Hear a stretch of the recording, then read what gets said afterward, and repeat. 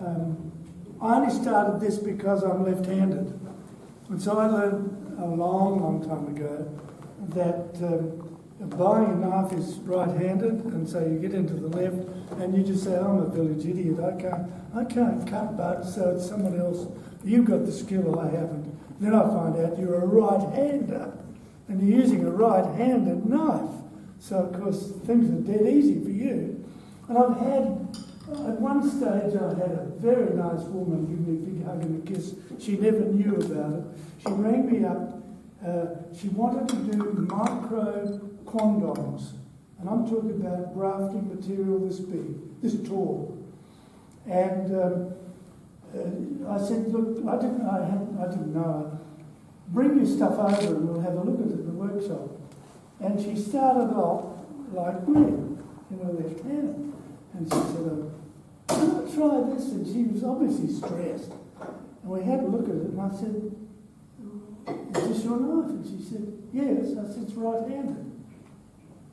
How many people she are aware said, that there is so right-handed? I said, well, look, let's look. And I don't know whether... All the German. How many people here are aware of the fact that there are right and left-hand knives? How many are left-handed? In the last group, there were 3 that were left-handed. Yeah, so they understood. Anyway, I lent him my left-handed knife, and we started in, and suddenly, sort of the light went on. She gave me a big hug and a kiss. She said, I've spent 2 years trying to solve this problem, and no one ever told me there was a left-handed knife. One of the problems, though, is sharpening it. Now, I put the tool there because there's a power point there, and we don't have an extension cord. But it's a water bath thing, and I must tell you about this because it's a real key. It's made up of scrap, except for the stone, and the stone is aluminium silicate. Now that took years to find that out. It's not an expensive stone, but it just happens to be the right one after a lot of experimenting.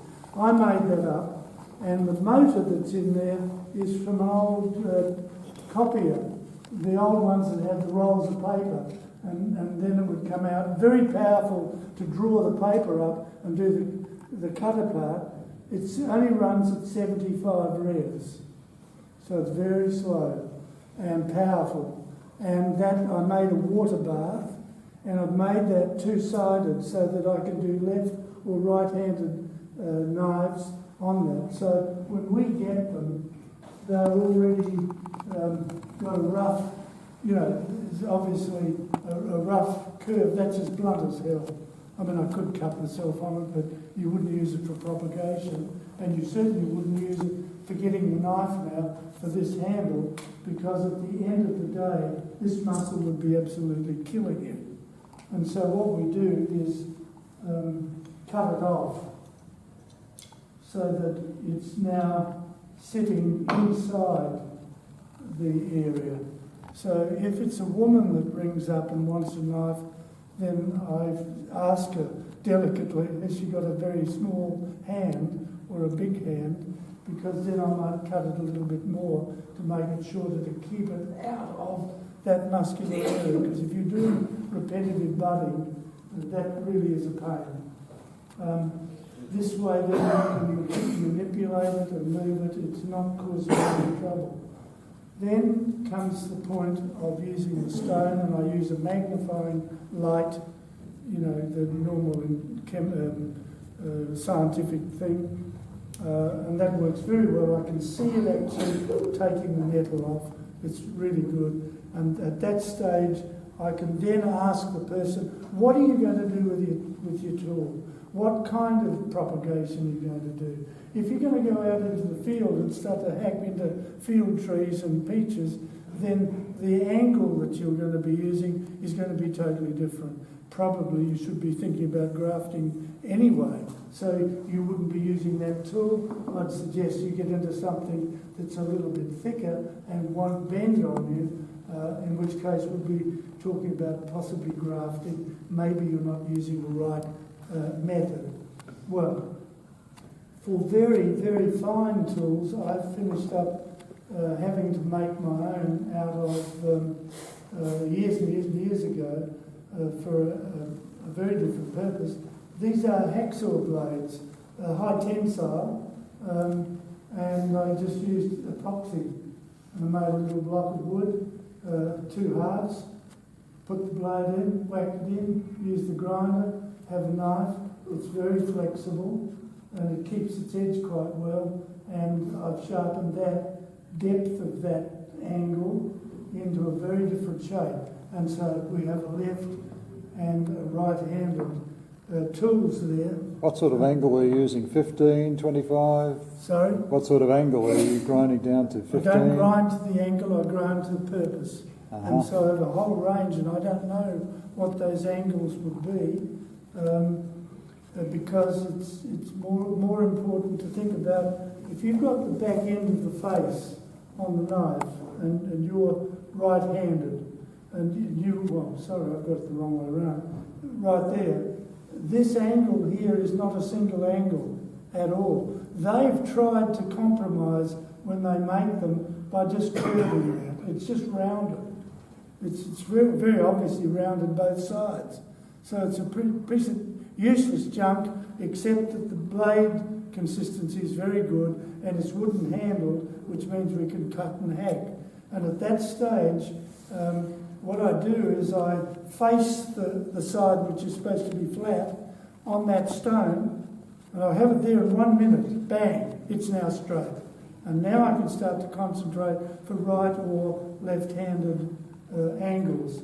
Then when I know what the angle is going to be, for what the purpose is it for citrus or is it for very soft, your material? If you were grafting your material, I wouldn't be saying Tina, I'd say, for heaven's sake, go and make yourself a micro one. Which material? And probably because of the softness and the cleanliness of it, where you're doing a wedge, that's only tiny. Like that far up from the crown, then you would probably want to taper both ways and probably would want to be straight. But one of the things that you would be saying to me, yeah, I know all about that and I'll keep it sharp with that. And I say, well, now you can go to the bottom of the class, because for such an ultra-fine situation, you'd better get back to something serious, because, I've accidentally dropped it down on a concrete floor, I now have a bent knife. And so that's what started me in this role of using a cowhide, the shiny side one side, the nap on there, so that immediately then I could go, and it will straighten the knife. So the spine bit will be just for straightening. Is that a chromed cowhide? A what? Chromed. I have no idea. You can experiment with this. I've only been doing it for 50 years. I don't know the answer to that one. It's different types. She's a leather worker. My God. Leather work. She's been doing leather work. What's the answer to it? Well, it's not chromed. Not chromed. See? Not chromed. Okay.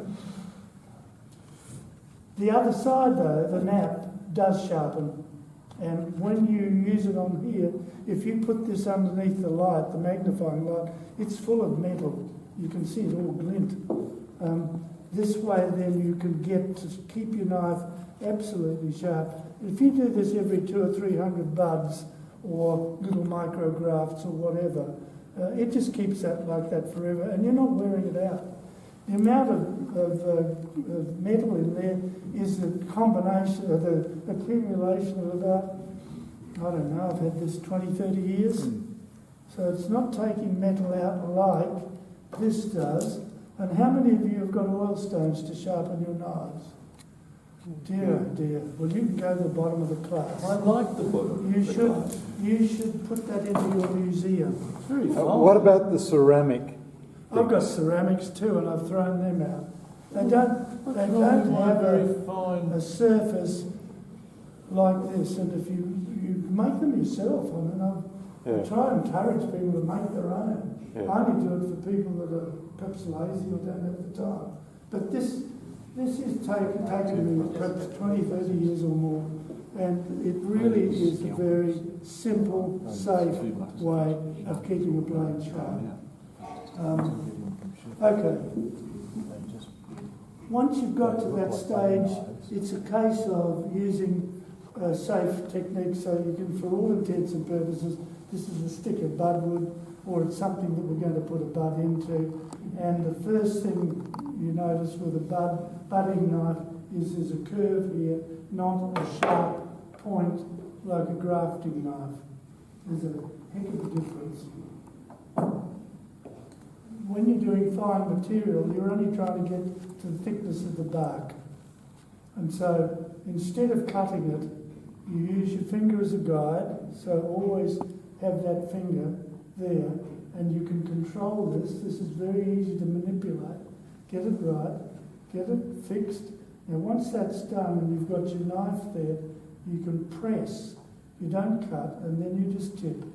So your finger's still there. What's that finger when I do that? It doesn't move much at all, but it stays there, and it's safe, and I can be looking at you while I'm doing it. You start doing this, and it's very unsafe. It's a bad practice. Once you've learned to just do that and tilt, the moment you're there, you can turn the blade over to 45, push it in. You don't cut, you push, and as you turn it over the blade, the two pieces of bark pop up and look at you. It's all done. 1, 2, okay, and in goes the bud. And of course, if you've got your bud stick here, you take your bud and put straight in. Speed of doing it that way, we had Monica Robles come over from California to show us this. He was a professional budder. He was doing, when he first started, 3,000 to 4,000 buds a day in 9 hours.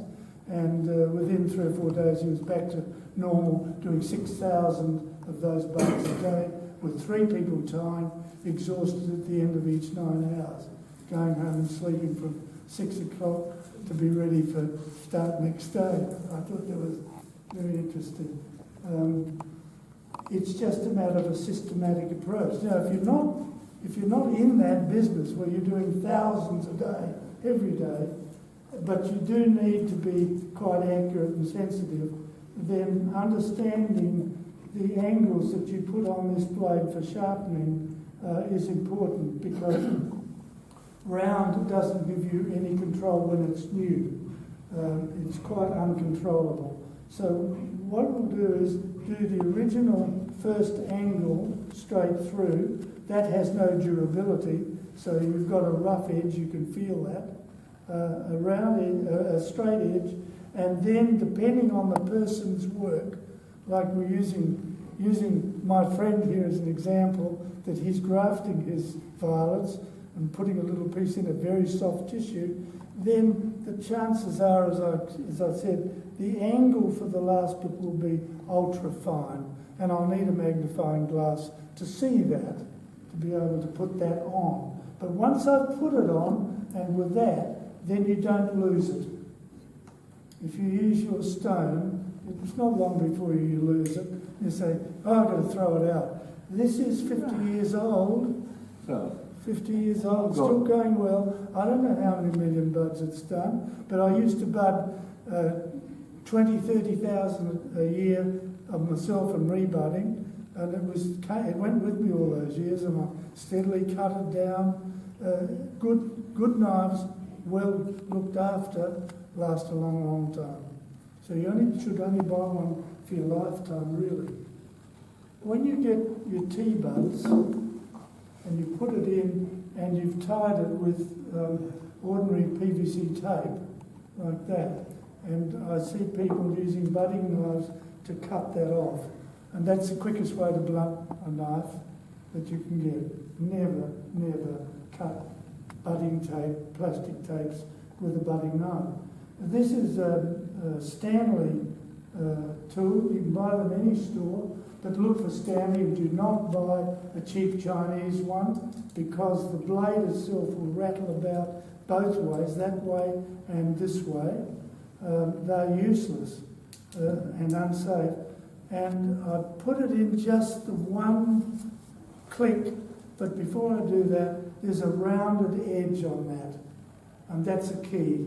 That's going to be very important, because then when you slip that out in one click and you go to take your tie off and you put it in there, you actually hit the tape with the bump on the tool and then tip it.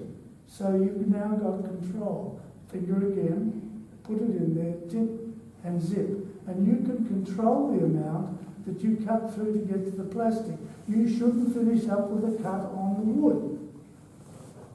That's important. It's just a little thing. The budding, successful budding is a little thing. I remember many times when we've done trial work that you can build percentage takes from crude course actions of 40-50% take and think, wow, I'm pretty damn good, to say at 99%, that's terrible. Look at all the waste that I'm getting with 1% loss, and I've got to pick up all these dead plants or sort them and so on. If you do it properly, then that percentage should be a very important part in the cost of your production. So little things, very little things. I haven't had a question. Nobody's interrupting, please. What's the gauge thing for?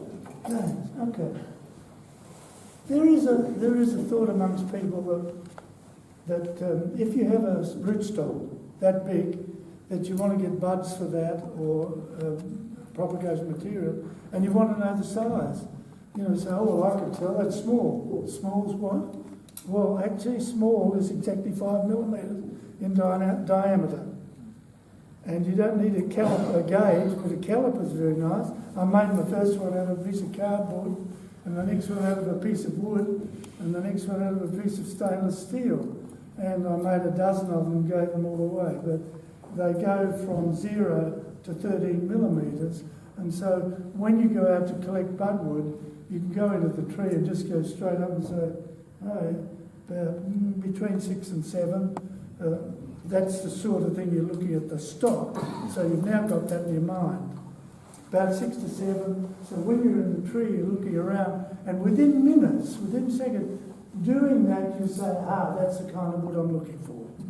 And you immediately focus down, which is why you don't need this all the time, and that's why I've got it like that. So you can check it and then get on with your work. That's what that's for. A very simple way of getting close to what you want. Having said that, if you've got a bud stick like this, I could get, let's say that's the bud, I can get 4 different size buds off that. When I do micro buds, and I develop micro budding, a micro bud would be around about that long. I don't know what that is. Around about 4.5 millimetres long. And then when you're dealing with rootstocks this high, you can cut off the top or put in a little T-bud, micro bud in that side. If you've got bigger stock and you want more, then you just cut deeper. And when you understand the process of cutting here gives you control of the depth that you cut. 45 degrees, always 45, it's safer, you've got it here, and this is what I said, I've just remembered, when you're doing budding and grafting, for goodness sake, don't try this reaching out and looking, it's totally unstable, you will hurt yourself, you will cut yourself, get back here, get your shoulders down, just relax, get it in here where you can see it, repeat it, do the same thing all the time, have a good grip of it. You've got your fingers together, you can do whatever you like, but whether you're going to do small micro buds or whether you're going to do longer ones, then under those conditions, 45, you're drawing the bud off, and it's a safe process. Even if someone bangs the door and you're suddenly shocked, your hands are locked in and you're not cutting yourself. Yeah, so it's a safe. 2 minutes. 2 minutes? 1 minute. 1 minute. A question. Come on. We can't get a word in edgewise. We're Wasting time. Comment about diamond homes then. Diamond homes, I like that because they're flat and they don't, well, you can bend them, but not really, to be safe. Young man, you should learn to get something more modern. And do put your stone in the museum and buy yourself one of these. Or I've got a set here which happens to be fine, medium, coarse. That's all the difference is between these. And I use them for close-ups, but after you get the skill in it, it's so much quicker than this is that I can almost finish a knife off. But the finishing that I do is often a piece of wet and dry glued to a piece of wood.